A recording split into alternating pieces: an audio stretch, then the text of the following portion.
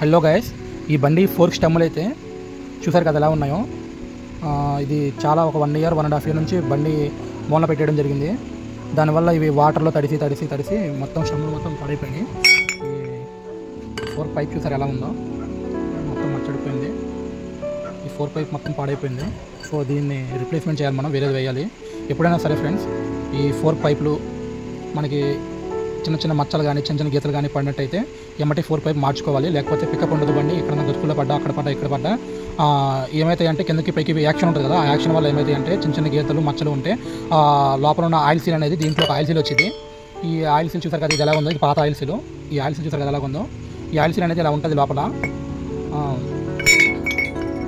ఇలా ఉంటుంది oil seal. అందులో పైప్ ఉంటుంది కదా, ఈ పైప్ ఇందులోకి వెళ్ళిద్ది. మనకి పైపు కిందకి పైకి గతుకుల్లో కిందకి పైకి వెళ్తూ ఉంటుంది. సో ఆ మచ్చలు ఉండటం వల్ల ఏమైతే అంటే ఆయిల్ సీల్ చివరిలో కొట్టేస్తూ ఉంటుంది. దానివల్ల లోపల ఉన్న ఆయిల్ మొత్తం బయటకు వచ్చేస్తూ ఉంటుంది, కక్కేస్తూ ఉంటుంది.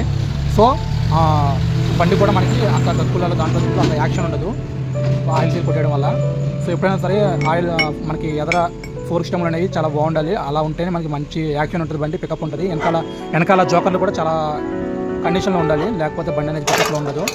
అయితే ఈ చూసారు కదా ఎలా ఉన్నాయో, ఈ మొత్తం పాడైపోయినాయి, మొత్తం మడ్డి పట్టేసి బాగా గలీజ్గా ఉన్నాయి. వీటిని అయితే నేను పెట్రోల్తో క్లీన్ చేద్దాం అన్నట్టు చూశాను, కానీ క్లీన్ అవ్వట్లేదు, వదలట్లేదు. సో ఇప్పుడు మన దగ్గర అయితే సర్వీసింగ్ మిషన్ ఉంది, వాటర్ సర్వీసింగ్ మిషన్ ఉంది. దాంతో నీట్గా వాటర్ కొట్టేసి దాని తర్వాత పెట్రోల్తో క్లీన్ చేసి దీనికి ఇచ్చేస్తే అయిపోతుంది. సో ఇప్పుడు ఆ పని చేయాలి.